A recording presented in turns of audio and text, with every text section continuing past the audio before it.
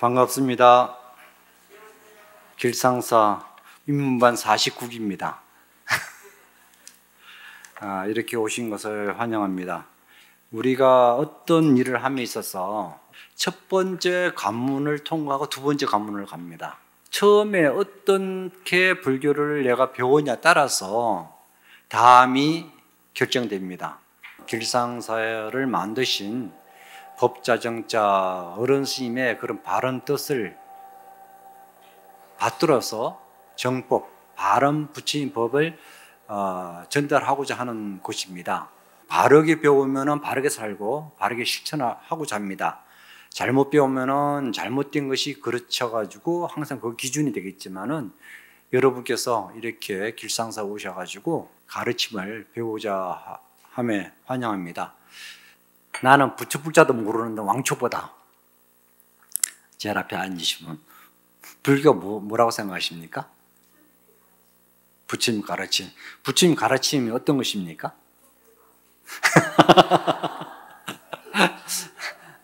근데 이제 우리가 이제 방금은 경전을 보면 모른다는 것은 교리적인 내용을 몰라서 모르시는 거거든요.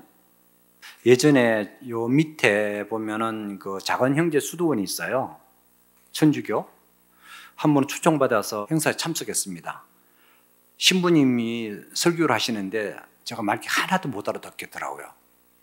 분명 한국말인데 이것이 왕초보들이 이렇게 했구나. 왜냐하면은 천주교 말씀의 그 교리적인 단어를 제가 하나도 모르는 거예요. 우리말인데 전혀 말귀를 못 알아듣겠더라고요. 교리적인 단어, 불교적인 단어를 모르기 때문에 이해를 못 하시는 거거든요. 그래서 이제 우리 절에 오시게 되면은 교리적인 공부가 먼저 우선 돼야 돼요. 교리적인 공부. 단어를 이해해야지만이 이 말귀를 알아들으시잖아요. 방금 경전을 보시는데 경전이 무슨 말인지 몰라요. 단어 자체가 모르니까. 그래서 첫 번째 불교를 공부한다는 것은 부처님 가르침이 무엇인가 시작하는 것이고, 가르침 나아가기 전에 교리적인 것이 먼저 기반이 되어 있어야 됩니다. 이제 우리 여기 오신 분들도 지금 절에 오시게 되면은 다 몰라요. 처음부터 우리 교무스님도 교무 맡은 지 얼마 안 됐거든요. 그러니까 실수를 하는 거예요. 모르니까. 해봄으로 해서 점점점 알아져 나가는 거거든요. 한 번만에 일지 한 번에서 알아지는 건 없습니다. 우리 반복을 통해서 자기 화가 자기 것이 돼야지만이, 자기 이해가 돼야지만이 이제 비로소 자기 것이 되는 거죠. 이해가 되지 않으면 자기 것이 되지 않잖아요. 불교라는 것은 어렵지 않습니다. 어렵지 않아요. 교리적인 단어를 몰라서 어렵다고 표현하는 것이죠. 내용적으로는 극히 일상적인 부처님 말씀이, 물론 고차원적인 이제 부처님이 49년 동안 설법하신 내용이 단계별로 있거든요. 처음에는 굉장히 어려운 말을 하셨어요. 부처님께서 제일 먼저 깨달음을 성취하시고 설법하신 내용이 화엄경이거든요. 화엄경을 설하셨는데 화엄경이 37일 동안 설하셨다고 말씀하셔요. 37일은 21일 동안 설하셨는데 그 경전이 굉장히 어려운 내용입니다. 스님들도 굉장히 이해하기 어려운 내용이에요. 왜냐하면 그건 깨달음의 세계. 내가 깨달지 않은데 그걸 이해 못하잖아요. 아이가 어른 세계를 이해 못하면 똑같다고 생각하시면 돼요. 그 깨달음의 세계를 말씀하셨기 때문에 우리 중생들이 알아듣지 못합니다. 그러고 나서 부처님께서 다 나 같은 줄 아는 거예요. 우리 스님들이 단어가 그냥 평범하게 불교용으로 그냥 일상적으로 사용하지 않습니까? 그건 다 알아들은 먹으니까. 근데 이제 비불자들이나 그런 분들은 말귀를 못 알아들으시거든요. 왜? 전혀 그냥 이해도가 없으시니까. 부처님이 그러셨어요.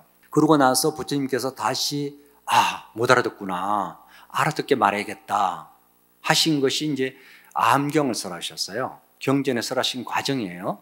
아함경을 설하셨는데 아함경은 아함 12라고 표현합니다. 아함부, 가장 초등학교 수준으로 내려가요. 그래서 우리가 왕초보들은 공부를 어떻게 하냐고 이제 가끔 물으셔요. 어디서부터 시작해야 됩니까? 물으시면은 대승경전을 하면 안 돼요. 아함부부터 시작해야 돼요. 아함부, 우리 가장 많이 쉽게 알 수 있는 법구경이나 스타니파타나 이런 가장 기본적인 얘기를 하고 있어요. 상식적인 얘기를 하고 있습니다. 난해하지 않아요. 어린 초등학교 수준도 다 알아들을 수 있는 설법을 하십니다. 아함부라고 그래요. 초기경전이라고 합니다. 그러니까 불교를 공부하시려면 초기경전부터 공부하셔야 돼요. 불교라는 부처님 가르침인데 부처님 누군지도 알아야 되잖아요. 그럼 부처님의 생애를 한번 읽어보실 필요가 있어요. 부처님 생애를 보면은 부처님이 어떻게 출생하셨고, 어떻게 성장하셨고, 왜 출가하셨고, 어떻게 수행하셨고, 그리고 수행하신 다음에 깨달음을 성취하고, 어떻게 설법하셨고, 그리고 그 다음에 전법하시다가 어떻게 열반하셨고, 그 한 일대기를 우리가 이해를 해야 돼요. 그러고 나서 이제 그 경전을 접하려고 하면은 아함부를 접해야 되는 것이고, 아함12, 방등팔, 방등부라고 그럽니다. 방등부라고 그러는데 방등부를 8년 동안 설하셨거든요. 반야 20일, 반야부가 21년 동안 설하셨어요. 반야부부터는 완전 대승경전 쪽으로 올라와요. 방등부도 이제 대승경전이지만은 반야부는 완전 21년 동안 49년에 21년 동안 설했으니까 반생을 대승경전을 설하신 거거든요. 그럼 21년 동안 대승경전은 굉장히 약간 어려워져요. 대학교 수준이거든요. 그럼 갑자기 초등학교 모르는 사람이 대학교 말하면 말귀 못 알아들으시는 건 똑같다고 생각하시면 돼요. 그리고 반야부 한 다음에 마지막 열반부가 있어요. 8년 동안 설하셨거든요. 그 부처님의 설하신 49년을 나눈다면은 화엄경을 23일을 설하셨고, 그리고 아함12, 아함부를 12년 동안 설하셨고, 그 다음에 방등팔, 방등부를 8년 설하셨고, 반야부를 21년 설하셨고, 법화 열반이 8년 설하셨어요. 이렇게 해서 49년 동안 설법을 있는데, 이 내용이 그래서 굉장히 어렵다는 것은 초기를 모르면 대승을 어렵다는 얘기예요. 우리나라 불교가 무슨 불교죠? 대승불교잖아요. 그런데 우리는 대승불교권에 있기 때문에 이미 대승불교 사상이 배어 있어요. 우리는 대부분의 초기경전을 점프를 해버렸거든요. 스님들도 초기경전을 말씀을 많이 안 하셨어요. 옛날에는 큰 스님 보면 초기경전 설법을 다 안 하셨어요. 우리나라 불교 무슨 불교? 선불교라고 표현합니다. 선이란 것이 무엇이죠? 마음이에요. 마음. 참선은 수행의 불교예요. 선불교이기 때문에 경전의 교리를 중요시하지 않고 마음 수행을 중요시해 버렸은 거예요. 남방불교는 굉장히 교리적으로 책에 확실히 잡혀 있어요. 그래서 근데 대성불교에서는 깨달음이 제일 중요시한 거거든요. 깨달음을 중요시하다 보니까 이런 비유를 합니다. 어떤 돈 많은 선비가 지나가다가 나 3층짜리 집을 지어달라고 표현합니다. 그랬더니 오늘 나가니까 3층을 안 짓고 1층 짓고 있거든요. 1층, 2층을 안 짓고 어떻게 깨달음이 있냐 이거지. 교리를 무시하고 경시하고 무조건 깨달음을 우리 저거 출가할 때만 다 그랬어요. 책 보지 말라 그랬거든요. 책을 보지 말라고 그랬어요. 심지어 성철 스님이라 들어보셨어요? 뭐라고 말씀하셨어요? 책 보지 말라고 했다고. 근데 승철 스님만큼 책을 많이 보신 분은 없으시대요. 당신은 책은 다 탐독 다 끝나셨어요. 그리고 제자한테는 책을 보지 말라고 하셨대요. 우리는 그것을 보지 말라는 데에 매여버리잖아요. 교리적으로 하면 사교입선이라고 표현하거든. 사교입선. 교를 버리고 선에 들어간다 표현이에요. 다시 말하면 교를 마스터하고 선에 들어가는 얘기예요. 버린다는 것은 내가 강을 건너는데 배를 타고 건널 거 아닙니까? 그죠? 배라는 건 뭡니까? 교예요, 교. 건너는 방편이죠.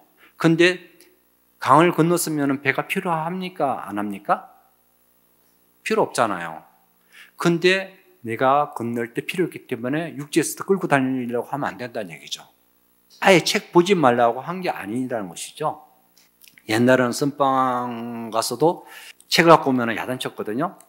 왜냐하면 선방에 와서는 책을 보면 안 되거든요. 선방에 와서는 철저하게 선을 하셔야 돼요. 근데 거기 가기 전까지는 철저하게 교리 공부를 해야 되는 것입니다. 그래야지만이 1층, 2층을 지을 수 있는 것이죠. 그래야지 3층이 튼튼한 집이 될 거 아니에요. 그런데 허공에 어떻게 집을 짓습니까? 그걸 깨달음만 중시하면은 그런 모순이 생긴다는 뜻입니다. 그러니까 교가 굉장히 중요한 것이죠. 깨달음은 요원해요, 사실. 제가 강사 출신이거든요. 이 경전을 강의할 수 있는 사람을 강사로 그러는데 강사하면 굉장히 무시당했거든요. 참선하는 게 제일이고. 왜? 우리는 순종이기 때문에. 그런데 선생 없이 어떻게 학생이 공부할 수 있어요? 교를 통해서 익혀야지만이 거기를 가는데. 근데 지금은 또 그렇지 않아요. 역전됐습니다. 우리나라 대성불교권이기 때문에 또 초기 경전을 굉장히 경치했습니다. 못 보게 했어요. 근데 저희 은사 스님께서는 굉장히 중요시했어요. 예를 들어서 송광사의 강원이란 요즘은 불교대학이라고 하는데 그때 다른 강원에서는 초기 경전을 공부를 교과 과정에서 아예 집어넣지 못했습니다. 근데 우리 은사 스님은 초기 경전을 배워야 된다고 주장하셔가지고 초기 경전을 공부를 가르치는 것이 유일하게 송광사였어요. 옛날에 한 40년 전에. 지금은 초기 경전을 배우지 않는 데는 없습니다. 그건 필수예요, 지금은. 그러듯이 우리들이 왕초보들은 대성경전보다 초기 경전을 공부를 먼저 하셔야 돼요. 그래야지만이 대성경전에 대한 이해도가 빠릅니다. 불교 개론이라고 해서 교재를 보면은 제일 첫 번째 나오는 것이 불교란 무엇인가라는 단락이 있습니다. 거기 보면은 그래 놨습니다. 불교란 무엇인가라고 물었을 때 불교란 것은 제약막자하고 중성봉행하고 자정기하여 시제불교니라 이렇게 되어 있어요. 제악막작 중성봉행 자정기 시제불교라. 이게 무슨 말일까요? 제악, 모든 악을 짓지 말고 중선, 많은 착한 일을 많이 하고 그것을 행하면은 그것을 자정기해서 그것이 자기 마음을 깨끗이 해서 하면은 시제불교니라. 이것이 부처님 가르칩니다. 그런 얘기했어요. 다시 말해서 나쁜 짓 하지 말고 착한 일을 많이 하고 하면은 그러면서 내 마음이 깨끗하신 것이 이것이 불교다 이러겠습니다. 쉽지 않아요? 얼마나 쉬워요? 한마디로 말하면 나쁜 짓 말고 착한 일 하면은 그것이 부처님 가르침이고 그것이 불교라고 이렇게 표현했거든요. 불교가 굉장히 교리가 굉장히 어려울 것 같은데 실제로 한마디로 말하면 착한 일 많이 하고 나쁜 짓 하지 마세요. 그것이 불교입니다. 이렇게 되는 거예요. 여러분 불교가 종교라 생각하십니까? 철학이라 생각하십니까? 불교에는 신이 있습니까? 없습니까? 그러니까 기독교와 다른 점이 있다면 불교는 신이 없어요. 종교는 하루 종자 쓰거든 궁극적인 가르침의 종교입니다. 그런데 불교를 그러면 종교라고 할 수 있을까요? 종교란 것은 무엇을 필요로 합니까? 믿음이라는 것이 필요합니다. 믿음. 여러분은 불교를 믿습니까? 믿음이라는 것은 존재하지 않는 것을 우리 믿는다 표현합니다. 존재하는 것은 믿을 필요가 없다. 아는 것입니다.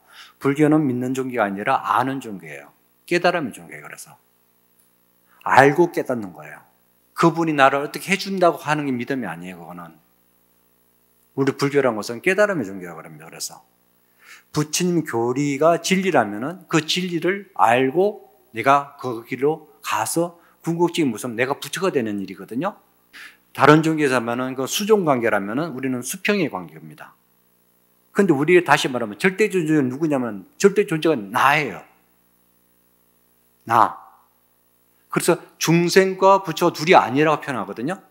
합장하는 이유도 마찬가지잖아요. 합장. 중생과 부처 둘이 아니라 하나.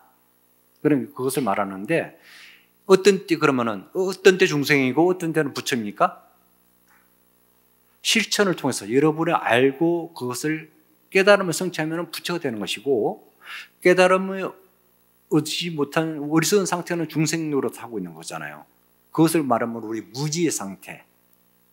그래서 우리는 깨달음을 나가는 종교인 것이지 그분을 믿고 그렇게 그분이 나를 해준다고 생각하시면 안 되는, 착각하지 말라는 거죠. 믿음의 종교보다 귀의 종교예요. 귀의한다고. 그래서 부처님 가르침이 귀의한다고 표현하거든요. 불법성 삼보에 귀의하잖아요.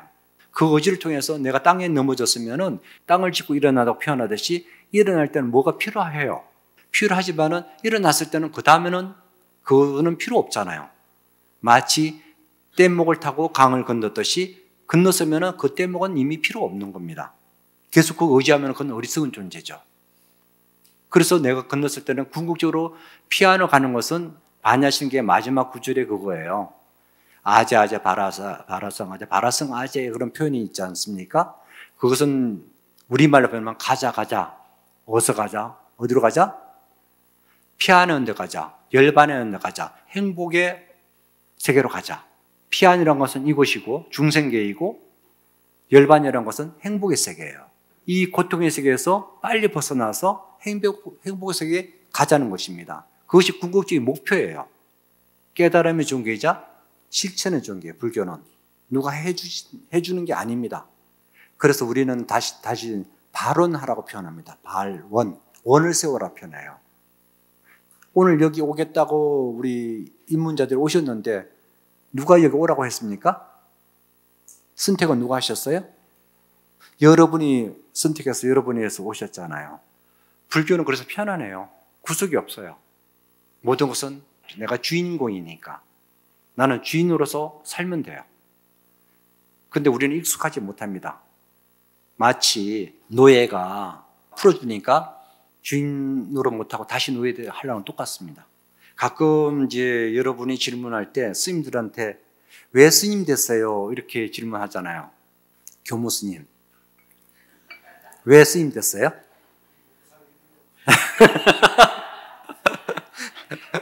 아니, 진지하게 얘기하세요. 이게 왕초보들은 다 믿어버려요, 그 사실을. 그것도 출가한 것도 시대적 환경이 있는 것 같아요. 저를 기준해서 말씀드리자면은 제가 40년 넘었는데 40년 전에 우리 때만 해도 도가 뭔지 모르지만은 다 도 닦으러 왔거든요. 왜 왔냐 그러면 도끼치러 왔다고 그랬어요. 도가 모르지만 뭔지 모르면서 깨달음을 목적으로 해서 다 출가를 했어요. 저 출가를 말씀드리면은 야, 어느 날 이거 경전을 대불련 또 활동도 했었고 하면서 야, 출가하면 이런 세계가 있구나. 그래서 죄송하지만 이렇게는 안 살고 싶더라고. 이렇게는 안 살고 싶은 거예요. 왜 이렇게 살아야 되지? 결론적으로 우리가 바깥에서 공부를 열심히 한다는 것은 뭡니까? 이를테면 좋은 대학교 가려는 것이고, 좋은 대학교 나와서 뭐 하시려는 거죠? 좋은 직장. 좋은 직장 간다는 건 무엇이죠? 돈 많이 버는다는, 결론적으로는 돈이에요. 명예는 그 다음이에요. 잘 먹고 잘 사는 게 돈 많이 버는 목적입니다. 그래봤자 하루 3끼 이상 더 먹습니까? 그리고 아무리 돈 많이 있어도 잠을 많이 자요? 좋은 침대에 산다고 좋은 꿈을 꿉니까? 또 자식 낳아봤자 부처님 왜 출가했어요? 부처님이 출가해가지고 첫 번째 아들 낳았을 때 뭐라고 한 줄 아십니까? 라울라 그랬거든요. 부처님 아들 이름이 라울라예요. 라울라는 장애구나 그랬고요. 라울라는 뜻이 장애. 이게 애물 덩어리구나 그거거든. 야, 이렇게 살아야 되나? 부질없는 거예요. 부질없어. 그래서 이제 출가를 마음 먹었거든요. 우리 집안은 다 불자예요. 속가에 누님 같은 신도 회장도 하시고 막 그런 집안이에요. 근데 출가하니까 다 반대하더라고. 불교를 믿으면서 자기 자식 출가하는 것은 반대예요. 그것이 유교적 사상이에요. 진짜 불교 사상이 아니에요. 가톨릭 같은 경우 신부되면 잔치를 하잖아요. 그죠? 근데 집안의 망신이라 생각하는 거예요. 아까 교무선생님, 못 먹고 못 살아서 마치 출가한 것처럼 생각한다니까? 그건 아니라니까요. 우리 행자 때 제가 출가하니까 15번이더라, 15번. 15번이라는 건 저 앞에 행자가 14명이 있는 거예요.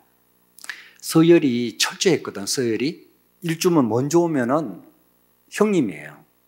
우리는 출가하면은 제로 상태 시작해요. 뭐든지 제로예요.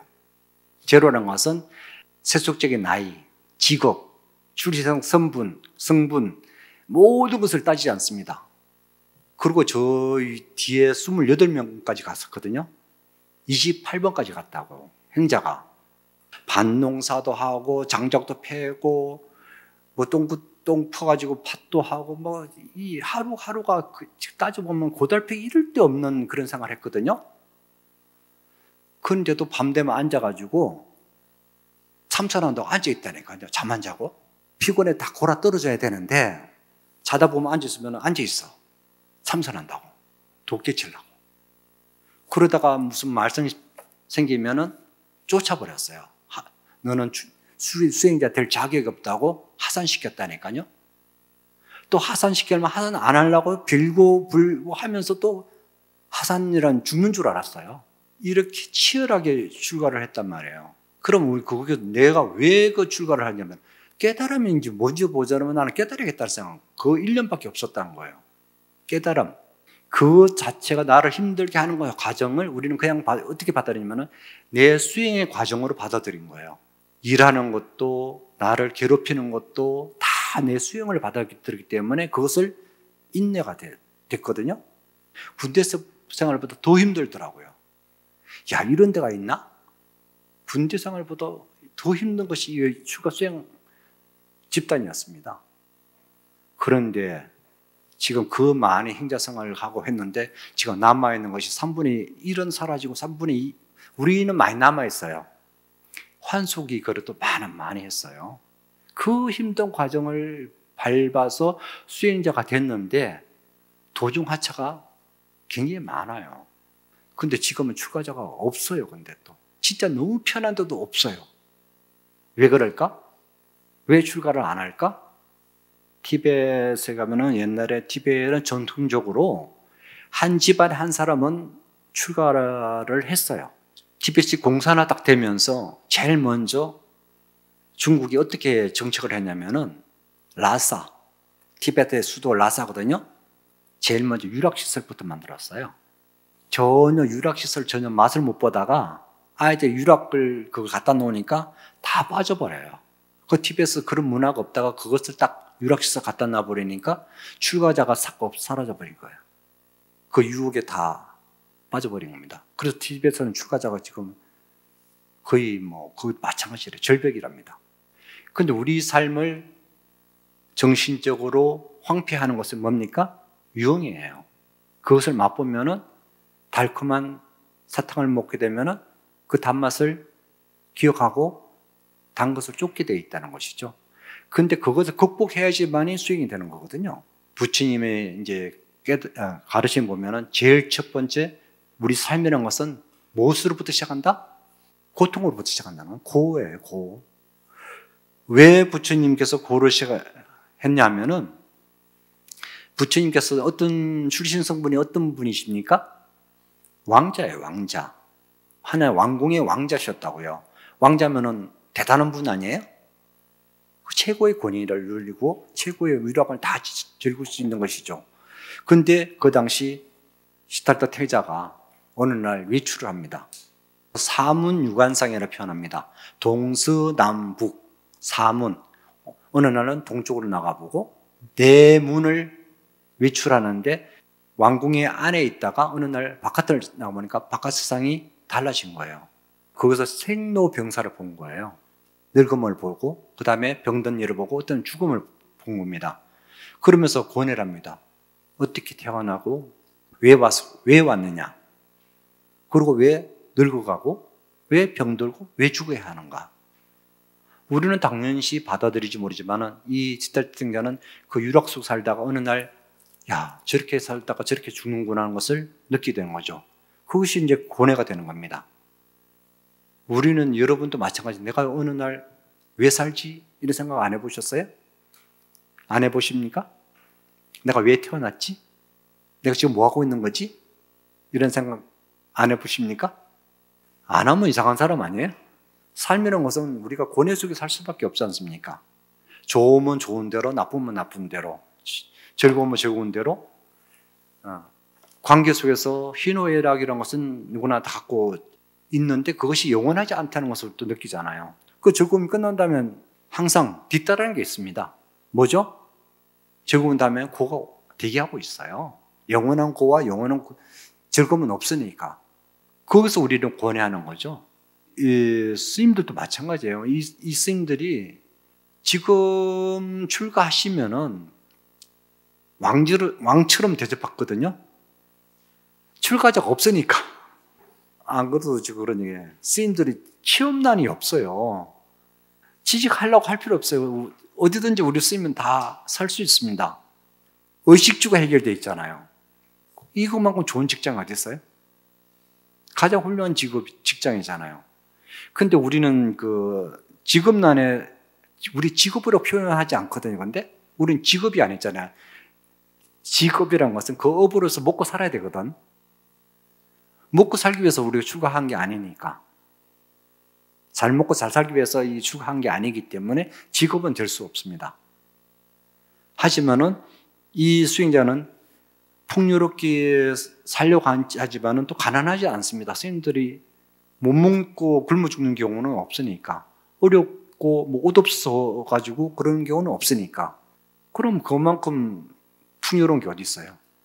근데 여러분들이 이제 스님들 보면은 왜 스님 저렇게 힘들게 살까 하는데 힘든 게 없어요. 저는 이것만큼 좋은 게 없다 생각하는데 그 오래 수행하다가 우리 환속하는 분들이 계시잖아요. 환속에서 잘 사는 경우 하나도 없어요. 이미 출가 생활했다면 이 생활만큼 불력이 생겨버린 거잖아요. 사회성이 전혀 없어 스님들이. 바깥에서 치열하게 살아도 그 적응활동 말동인데 산속에 살다가 바깥에 나가 어떻게 적응하겠어요? 약간 우스갯얘기로 대상자가 있을 거 아니에요. 그죠? 그 대상자 데리고 가요. 멋있어가지고. 환속시켜. 그때만 좋았지. 갖다 놓으니까 아무 쓸데 없거든. 행복하겠어요? 안 행복하겠어요? 안 행복하다니까요. 그러니까 아름다운 꽃이 있으면 그냥 그 감상하면 돼요. 꺾는 순간 이거는 끝이야. 그냥 냅두면은 그냥 더 싱싱하고 오래 가는데 갖고 싶다고 꺾어버리면 이미 꽃은 생명 끝나버립니다. 끝없는 유혹에 우리는 도사리고 있습니다. 이거 우리뿐만 아니라 우리 삶의 유혹이란 그거예요. 그것을 벗어나야 됩니다. 그게 탐욕이거든요. 물질적인 탐욕이 아니라 모든 문제에 우리가 과해지면 탈이 나게 돼 있어요. 고통을 불러오는 것이 무엇입니까? 그 집착이거든요. 집착으로 말미암아서 우리의 모든 고통이 시작됩니다. 그냥 좋으면 좋은 대로 바라보기만 하면 됩니다. 근데 그걸 가지는 순간 갖겠다는 마음을 내는 순간부터 이제 문제가 일어나는 것이죠. 부처님이 사승제로 설명을 하신 거거든요. 고집멸도. 고의 원인이 뭔가? 그건 집이다. 집이란 뭔가요? 집착이라는 것이죠. 모든 삶에 힘든 것은 원인 제공은 집이다. 갖겠다는 그 순간부터, 가지려는 마음 순간부터 우리는 고통이 시작됩니다.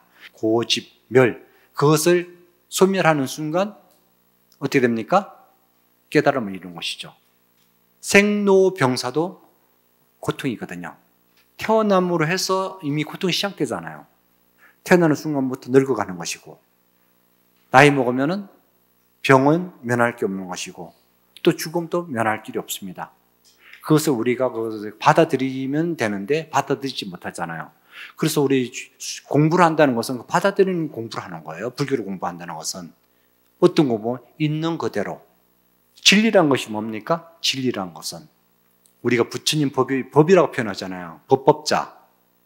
법법자를 보면은 물수의 갈것자예요. 물이 흘러가는 대로 그것이 진리예요.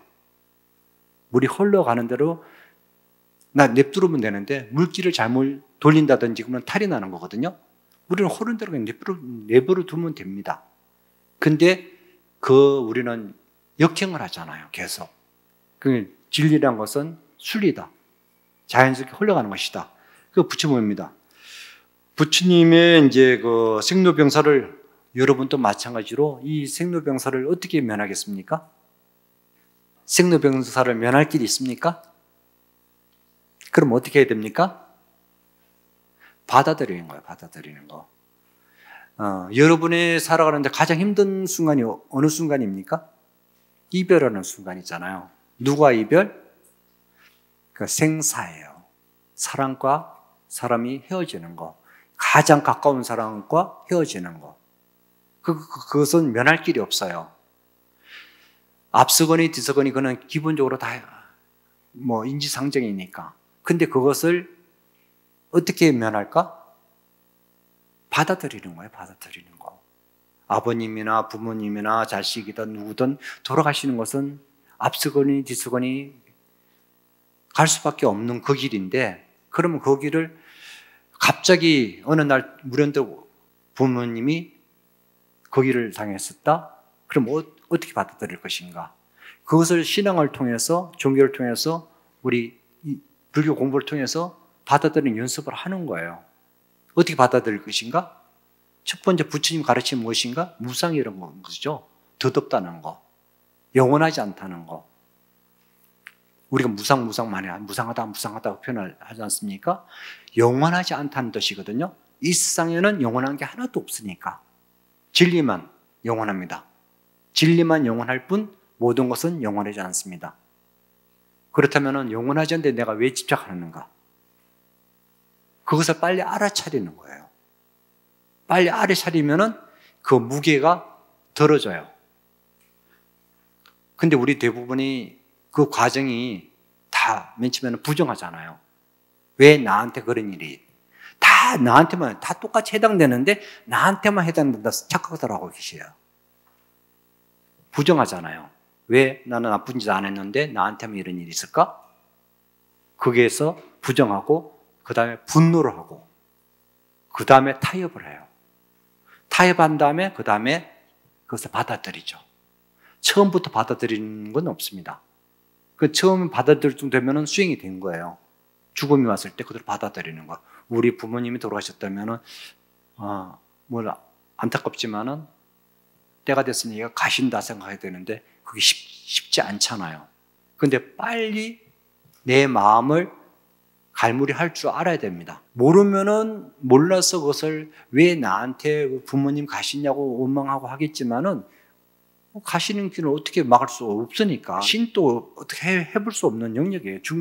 삶과 죽음은. 여러분이 이 세상에 신이 보내서 온 게 아니잖아요. 인연법에서 오셨잖아요.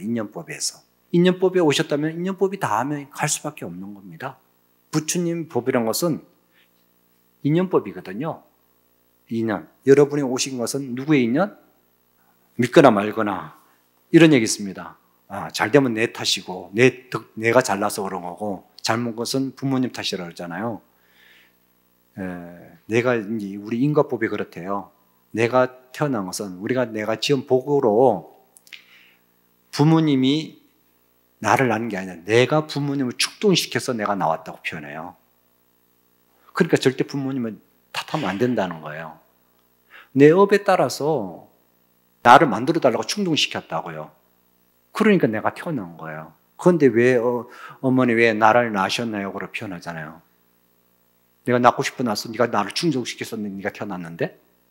그럼 원망할 일이 없는 거예요. 다 나로부터 시작돼요. 이 세상은 다 나로부터 시작하는 것이지 그건 너 때문이야, 너 때문 아니에요. 너가 존재하는 건 내가 있기 때문에 너가 있는 것이거든요.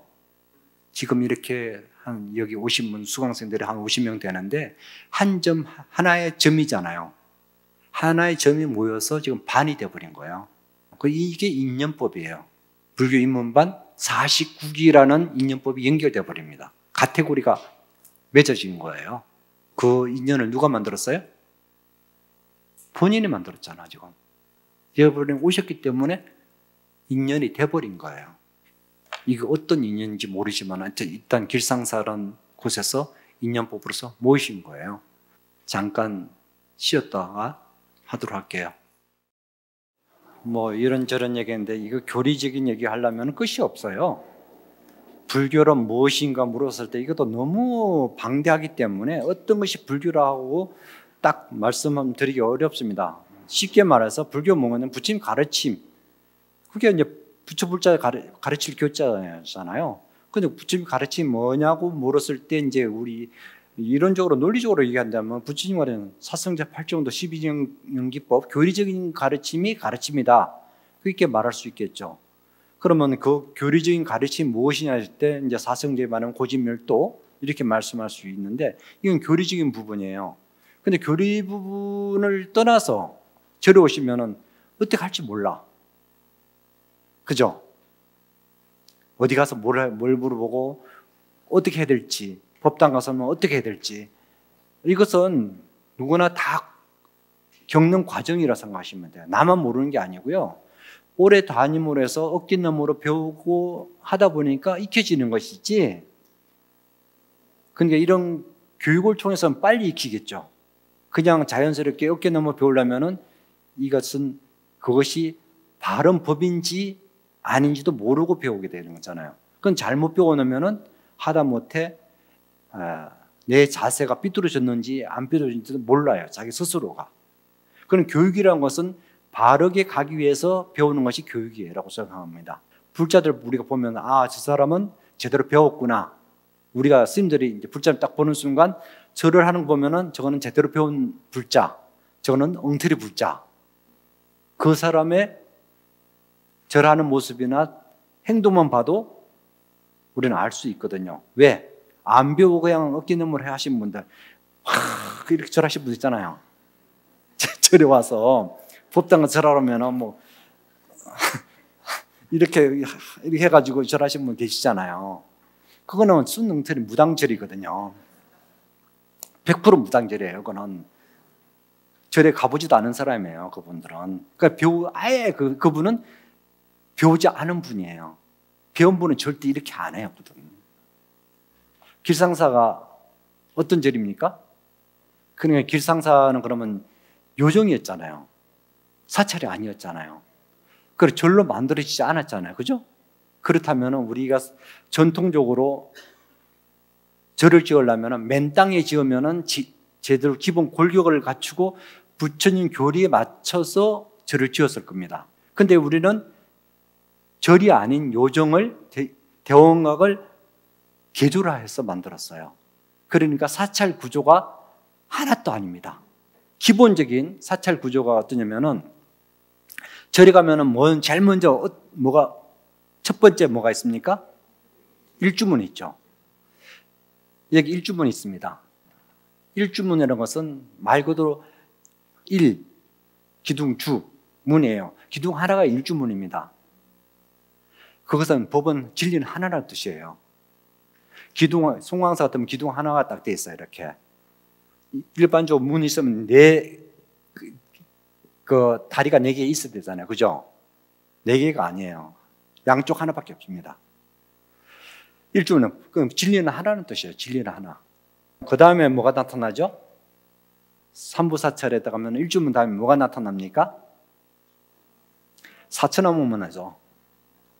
사천왕. 그죠? 사천왕 다음에 뭐가 만납니까? 절에 놀러 가서 모르는 거예요. 이걸 알고 하면은 이제 보이기 시작해요. 들어가다면 대부분이 이제 누각이 나타나요. 누각 나타나는데 누각인데 이것이 누각이 송황사를 얘기하면은 여기는 종구루가 있습니다. 종구루. 종구루 뭔지 아시죠? 왕초보들. 종구루는 것은 4가지 사물이라고 그래서 종, 대종, 그리고 그다음에 북, 그리고 운판, 그 다음에 또 뭐 있죠? 모고 있어, 모고. 육해공군이라고 표현해요. 운판이 뭐죠? 구름처럼 날아다니는 조류예요, 조류. 공군이죠, 공군. 모고는 뭐죠? 어류, 해군. 북은 뭐죠? 육류. 소가죽으로 만들었어요. 종은 뭐죠? 이것은 지옥까지 다 죽는 거예요. 종에 보면은 여러분이 이제 못 보시는데 종 밑에 이렇게 구멍이 이렇게 음판이 있어요. 붕 치면 여기까지 울려요. 대종 치면은. 저기도 이제 그것도 있죠. 종의 밑에 울림판이 있는데, 그래서 이걸 침으로 해서 이 사물을 치는 것은 이 음판 치면은 날아드는 새들을 이 소리 듣고 우리가 이고덕락 그 몸을 빨리 벗고 세몸을 받아라. 조루의 중생제도하는 의미예요. 조루, 날아다니는 조루를 중생제도하는 의미로 들고, 모고는 어류, 운판. 이제 모고, 고기처럼 생겼거든요. 이거 막 치는 것은 그거고, 북은 소가죽으로 만들었어요. 짐승들. 그리고 종은 지옥고까지. 그리고 우리가 육해공군이라고 그래요. 하늘, 지하, 육류, 고기. 이것은 우리가 사물이라고 그래요. 사물. 이 사물을 들으면서 아침 저녁으로 다루면서 이 소리를 듣고 이고덕락해라. 고통에서 빨리 벗으나 좋은 몸을 받고 이고덕락하라. 그런 의미로서 다룹니다. 뭐 폼으로 다루는 게 아니에요. 그 다음에 나가면은 이제 마당이, 큰 마당이 나타나고요. 그 다음에 나타나는 게 뭐죠? 이게 대웅전에 나타나죠. 대웅전이 있고 대웅보전이 또 있습니다. 대웅전은 본전 부분만 모셔져 있어요. 대웅보전에는 과거, 미래, 현재, 그러니까 쉽게 말해 연등불과 서가모니불과 미륵불이 모셔져 있고 4대 보살이 모셔져 있어요.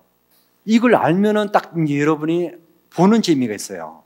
그냥 단순하게 법당이 아니라, 이거 극락전에는 왜 극락전이냐면 아미타불을 모셨기 때문에 극락전이고, 왜냐하면 그 집안의 주인에 따라서 명패가 달라져요. 지장제가 뭐 지장보살이 계시기 때문에 지장절이고, 관음전은 관세음보살이니까 관음전이에요. 우리는 문패. 그런데 좀 어려운 나가면은 명부전, 그러면 뭐가 있어요? 지장전이면 명부전이랍니다. 그 원통전, 원통보전 누가 계세요? 관음전, 관세음보살님 계세요. 예, 약간 수준이 올라가면은 그렇게 달라집니다. 우리는 관음전 그러면 쉽게 하는데, 원통전 그러면은 원통전 누가 계시지? 원통, 이건 원통했다 그래요. 관세음보살님이 그런 얘기해요. 내 이름을 부르니나 내 이름을 떠내는 이고덕락하게 하리라. 이건 원통이라고 그래요. 그리고 원통전을 관음전이라고 하고요. 그리고 명부전이라는 것은 명부, 지옥까지 떨어진 것을 다 제도하실 분이 지장보살이십니다. 그런데 약사전은 그야말로 약사 여러분 계시고, 다 그 문패예요, 문패. 그 주인의 문패에 따라서 전이 이름이 달라집니다. 하여튼 누각이 이래 돼 있고요. 이래 가면 대웅전 같으면은 이제 대웅보전, 대적광전, 다 이것은 부처님이 세 분 계십니다. 이걸 알면은 진짜 절에 가면은 너무나 다 보여요. 이제 이건 관광객으로 가다 보니까 그냥 건물 있구나 뭐 하고 하지만은 교려 가면은 아, 그래서 그렇구나, 그래서 그러나, 이게 다 보여요. 계단이 왜 이게 몇 개고 다 의미가 있지, 의미 없이 지은 게 하나도 없어요. 건물 하나, 다리 하나, 돌 하나 다 부처님 교리에 맞춰서 지은 거예요. 근데 길상사는 요정이기 때문에 아니다. 왜? 개조했기 때문에. 이런 사찰 구조가 일반적인 구조입니다. 그리고 이제 또 다른 부분은 삼부 사찰은 다릅니다. 부처님이 제일 어른이시잖아요. 그죠? 제일 어른이기 때문에 제일 센터에 제일 높은 데 모셔진 것이 부처님이십니다. 그런데 삼부 사찰은 다릅니다. 삼부 사찰은 어디? 불, 통도사, 법, 해인사, 성보, 송광사. 왜 불보사찰입니까? 부처님이 진진사리를 모셨기 때문에 불보사찰이라고 그래요. 부처님 진진사리. 그런데 이제 그러면은 통도사 가게 되면은, 이 대웅전에 가게 되면은 부처님이 계실까요? 안 계실까요? 안 계세요. 왜 안 계십니까? 부처님이 진진사리를 모셨기 때문에. 진신사를 모셨기 때문에 여기 딱 들어가면은 유리가 딱 있어요. 부처님 대신. 불상은 안 계시고 통유리가 있습니다. 통유리 뒤에 보면은 여기 뒤에 부처님 사리탑이 있어요.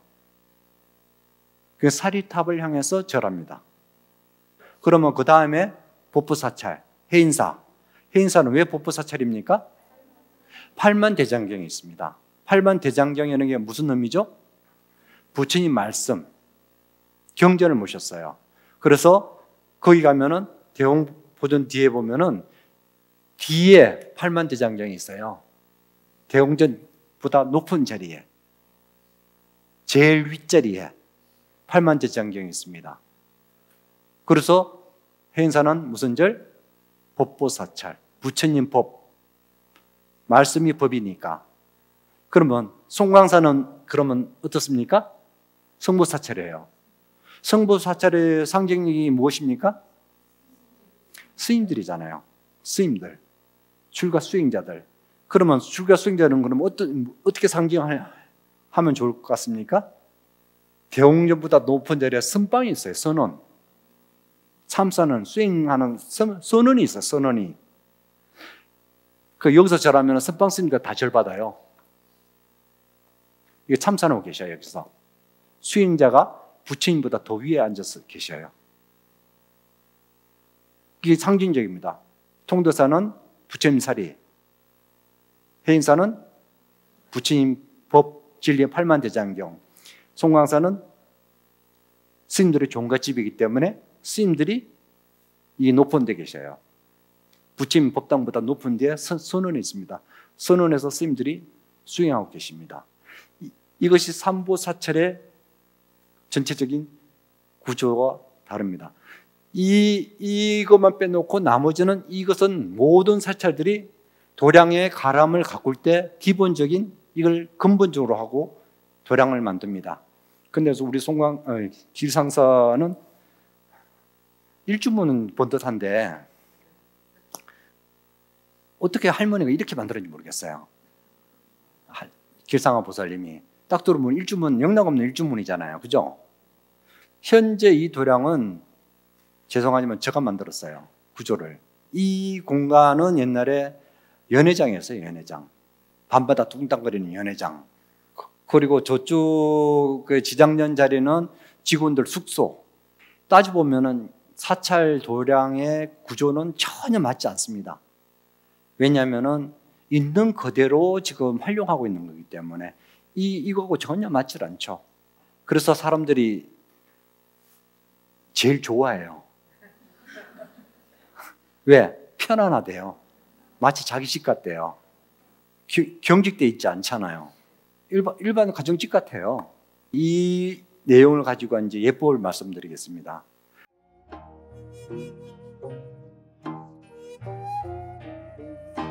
사찰은 불보살님이 계신 거룩한 곳이며 진리의 보금자리입니다. 스님들은 물론 신도님들도 수행을 하는 청정한 공간이 사찰이기도 합니다. 전통 사찰에 가면 일주문이 있는데 이곳에서부터 속세와 사찰의 경계가 시작됩니다. 천왕문은 동서남북 사방을 지키는 호법신으로 불법과 사찰을 보호하며 사람들에게 이익을 베풀어 줍니다. 천왕문 앞에서 합장 반배로 예를 올리고 시간이 허락할 때는 각각의 사천왕님에게도 합장으로 예를 올립니다. 천왕문을 조금 올라가면 불이문이 모습을 드러냅니다. 불이문은 해탈문이라고도 불리는데요. 불이란 둘이 아니라는 의미입니다. 너와 내가 둘이 아니고 선과 악이 둘이 아니며 삶과 죽음 역시 둘이 아니라는 의미를 담고 있습니다. 불이문에 들어설 때도 합장 반배합니다. 이제 불이문을 지나면 청정한 부처님의 세계가 눈앞에 전개됩니다. 해인사 나왔다가 봉종사 갔다가 여러 절이 믹스되어 있는데 일반적으로 우리가 절에 들어가면은 방금 얘기한 일주문이 어떤 경계? 속세와 세간과 출세간을 나누는 곳입니다. 저희들도 출가하고부터는 들어가는 순간부터 나오지 못해요. 요 문을 나오려면 허락받고 나와야 돼요.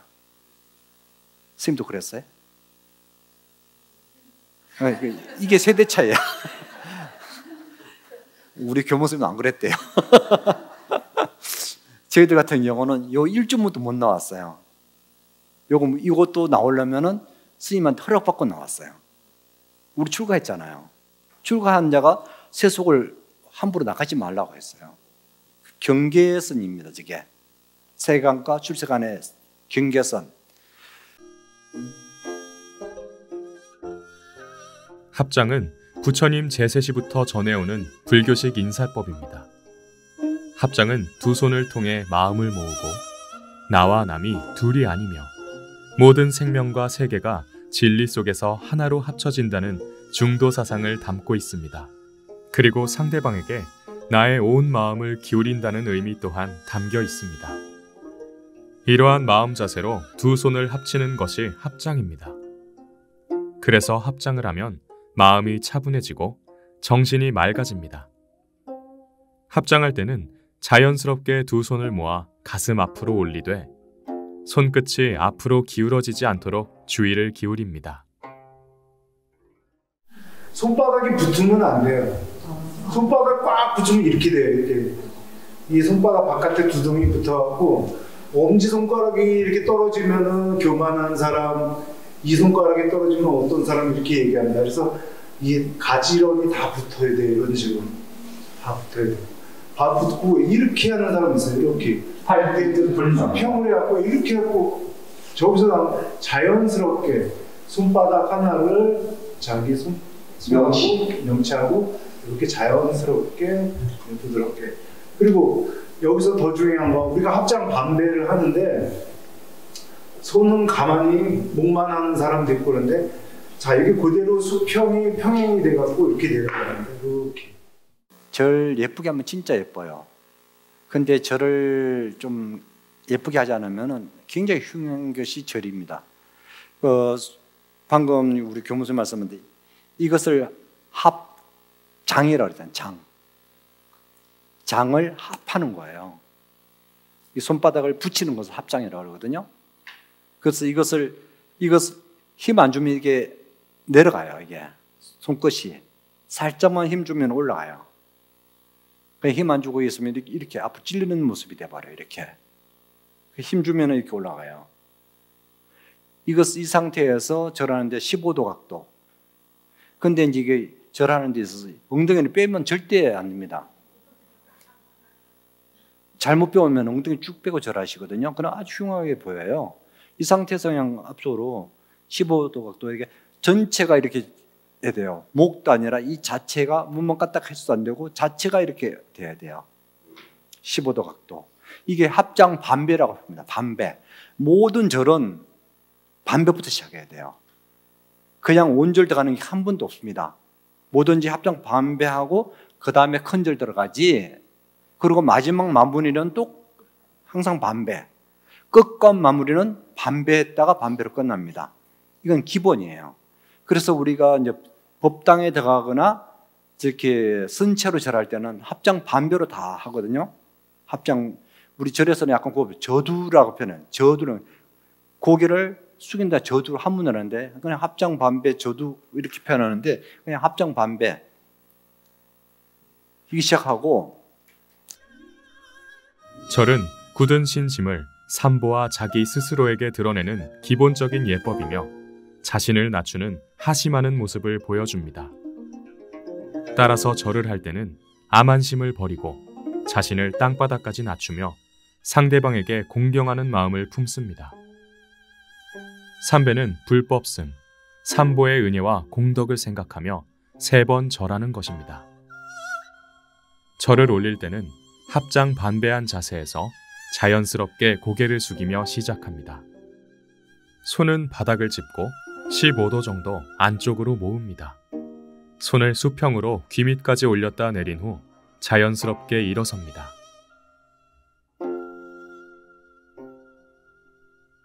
왼발은 오른발 위에 올립니다. 고두레는 절을 다 마치고 일어서기 전 부처님의 한량없는 자비심을 생각하면서 지극한 마음으로 한 번 더 머리를 조아리는 예절입니다. 오체투지한 상태에서 고개를 들고 두 손을 얼굴 앞에서 모아 합장하는 것으로 고두레를 마칩니다. 스님을 실내에서 만나면 삼배로 인사를 드리고 일배만 하라고 하면 한 번만 절합니다. 근데 절도 이게 변화가 있어요. 지금 시대에 따라 자꾸 절하는 예법도 바뀌고 있어요. 지금 여기 보면은 뒤에 발꿈치로 왼발 오른발이 겹친다고 그랬잖아요. 요즘은 또 그걸 안 해요. 또 용체라 그래가지고 눌러준다고 그랬거든요. 옛날에는 오른손 왼손 이렇게 가르쳤어요. 오른손 닫고 왼손. 요즘은 그것도 없어요. 그냥 동시돼요. 절하는 예법이 점점 예법도 바뀌고 있는 거예요. 지금 이 방법은 최근에 저희들 배울 때만 해도, 근데 이게 맞는 거 아니에요? 우리 가사를 쓰였잖아요. 가사를 쓰였기 때문에 한꺼번에 내릴 수가 없습니다. 이렇게 이걸 잡고 있어야 되거든요. 근데 지금은 일반인들은 굳이 왼손 오른손 내릴 필요가 없는 거죠. 그러니까 절할 때 같이 내리면 되는 거죠. 근데 지금 아까 좀 보기가 안 좋았던 모습은 엉덩이가 완전히 이렇게 자석 내려가야 됩니다. 이렇게 들리면 안 돼요. 엉덩이 뒤에 높이가 들리면 안 됩니다. 그러니까 옆에서 보면은 이게 수평이 돼야 돼요. 이렇게 내렸을 때 완전히 이렇게 내려가야 돼요. 저 선생님이 이렇게 됐잖아요. 조금 전의 모습이 굉장히 보기 흉해요. 뒤에서 보면은 엉덩이가 들리면은. 그래서 이게 엉덩이하고 뒤꿈치가 닿아야 돼요. 뒤꿈치, 엉덩이하고 뒤꿈치하고 완전히 닿아야 되는데 이게 뜨면은 이게 들린 거잖아요. 이미. 그걸 의식을 하면 돼요. 엉덩이하고 뒤꿈치하고 닿게 한다. 그리고 이제 절할 때 지금 고두례 하는데 마지막에 고두례라는 것은 그런 뜻이 있어요. 한 번, 두 번, 세 번이나 똑같이 닫고 이렇게 올리거든요. 그 의미가 뭐냐면은 부처님을 이 상태에서 절한다는 것은 누구한테 절합니까? 그 대상자한테 절하십니까? 가장 상대방을 공경하는 방법이 이게 절하는 방법이거든요. 그럼 가장 내 자신을 낮추는 게 뭡니까? 그 사람 발밑에 내가 납작 숙여야지 상대방을 공경하는 거잖아요. 그죠? 그래서 부처님도 마찬가지예요. 부처님한테 예를 올리면서 이렇게 해서 이렇게 올리는 것은 부처님을 여기 위에, 손바닥 위에 모신다는 뜻이에요. 부처님을 모셔서 이렇게 공경합니다. 그런 뜻이거든요. 근데 이제 흔히들 가끔 이제 절하다가 이게 천천히 하면은 공손하게 이렇게 올리는데 108배 막 절 많이 하면 빨리 해야 되잖아요. 그럼 막 절을 던져버려요. 이렇게 부처님에 넣고 이렇게 해가지고 아주 흉해요. 또 그게 부처님을 공경한다는 게 아니라 던져버리는 거지. 이해되시죠? 그러고 나서 마지막에 이제 고두라는 것은 절을 해서 이제 임하게 되는 거거든요. 삼배를 하는 고두의 뜻은 뭐냐면은 내가 절을 삼배를 올리지만 내 마음은, 공경하는 마음은 한이 없어요. 그래서 이 고두를 해서 대신합니다.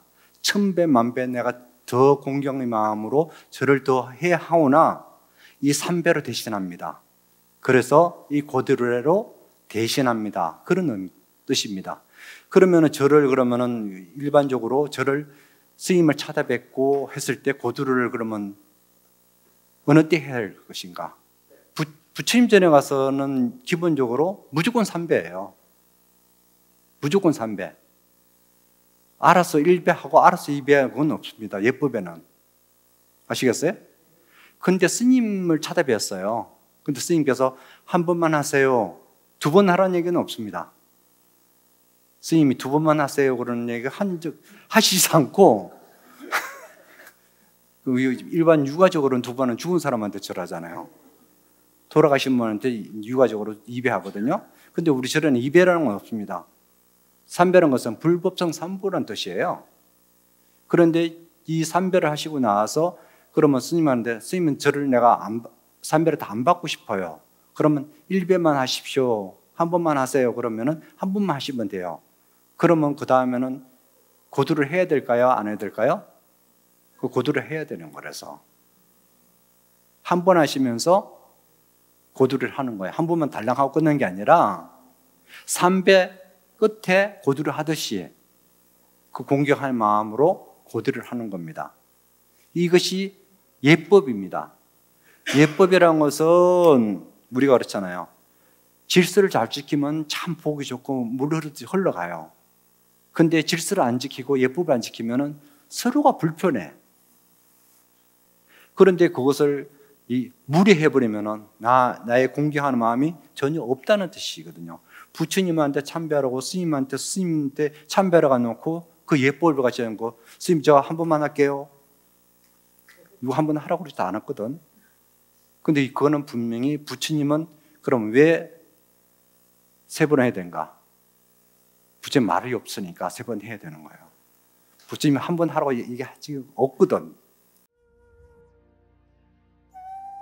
사찰 내에서 스님을 뵈면 합장 반배하여 예를 표현합니다.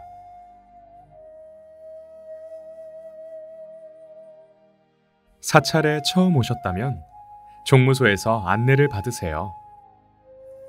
종무소에서는 초심자를 위해 알아야 할 내용들을 친절히 안내해 드립니다. 스님께서 절에 처음 오면 어떻게 해야 하는지 본인의 가족을 안내해 주시기로 하였습니다. 가족들에겐 참 좋은 선물이 될 것 같습니다. 절에 오시면은 궁금한 거 있으면 사실 그런 얘기 있습니다. 여러분은 누구한테 여쭤봐야 돼요? 절에 와서 종무소 갈 수밖에 없잖아요. 그죠? 근데 이제 종무소 가서 묻는다는 것은 행정적인 것을 묻기 위해서 대부분 가시게 되잖아요. 행정적인 때문에. 그죠? 근데 절에 오시게 되면은 첫째, 종무소 가려고 온 게 아니라 부처님 뵈러 왔잖아요. 그죠? 부처님 뵈러. 그러면은 종무소 먼저 들려야 될까요? 부처님 먼저 들려야 될까요? 제일 먼저 오시면 화장실 가지 말고요. 어른한테 인사하고 화장실 가야 돼요. 예법은. 무슨 말인지 아시겠어요? 그런데 우리는 제일 먼저 화장실 먼저 들려요. 지 볼일 먼저부터 봐요. 근데 화장실 목적이 아니지 않습니까? 그리고 부처님한테 절하고 나서 가야 되는데 요즘은 편리 위주 하다 보니까 제일 나중에 하는 게 법당이라. 우리도 절에 가면은 은사 스님을 먼저 뵙고 다른 데 가야 되거든요. 그러니까 나중에 가면은 그건 결례예요, 결례. 근데 우리 진짜 불자라면은 제일 먼저 오시자마자 법당의 부처님한테 인사를 구하고 그 다음에 일을 보셔야 되거든요. 근데 그렇지 않으면은 안 됩니다. 물론 행정적인 일은 필요하신다면은 지금 절차상으로는 행정적인 먼저 하고 갈 수밖에 없겠지. 지금. 근데 이제 몰랐을 때는 그거고 아시면은 그렇게 하셔야 돼요. 처음에 오시니까 기도 접수 뭐 해야 되니까 해놓고 올라갈 수밖에 없겠지. 그렇죠? 궁금한 것은 행정적인 부분은 종무소에서 물어볼 수밖에 없습니다. 그런데 평소에 우리가 그것을 다 알고 있는 상태에서는 어떻게 된다? 제일 먼저 어른한테 찾아뵙고 절을 해야 하고 일을 봐야 된다. 그건 기본입니다. 아셨죠? 궁금하신 거?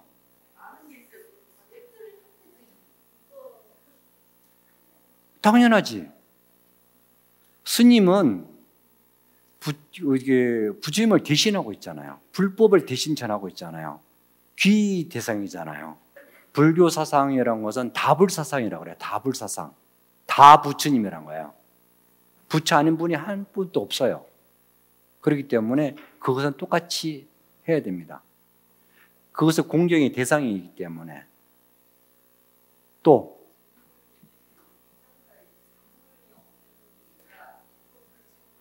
여기 있잖아요. 여기 저기 지장전이라고 그것은 해놨어요. 새로 지은 건물들은. 옛날 건물은 한옥이기 때문에 안 됐고요. 여기도 지금 안에 이게 동그란 세 개가 있는 것이 불법성이라는 뜻이에요. 어떤 사찰에 가든지 그거 지붕에 보면은 이게 돼 있다는 거죠. 사찰에 가면은 처음 밑에 이런 표시가 돼 있어요. 안 그러면 이렇게 돼 있고, 이제 전통 사찰에 가보면은 모든 사찰에 보면은 안 돼 있는 곳 있지만 거의 다 이렇게 표시됐습니다. 이것이 불법성 산보예요. 이것은 한 개만 존재할 수 없습니다. 세 개가 존재했을 때 가능하다는 것이죠. 사찰에 가면은 이런 구석구석 다 부처님 의미가 다 새겨져 있거든요. 자, 또 질문. 예. 화장실 들어갈 때하고 나올 때 똑같이 해야 돼요. 우리가 일반적으로 여러분이 나만 모른다 생각하지만 내가 모르면 다른 사람 다 몰라요. 네. 옛날에는 나무아미타불 그랬어요.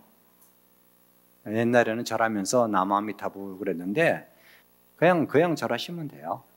이제 대부분이 그 묵례로 해요. 묵례로 합장 저도 이렇게 스님 지나면 만날 때마다 절해야 돼요. 방금 지나갔는데 또 왔다가 또 절해야 돼요. 그 예법이에요.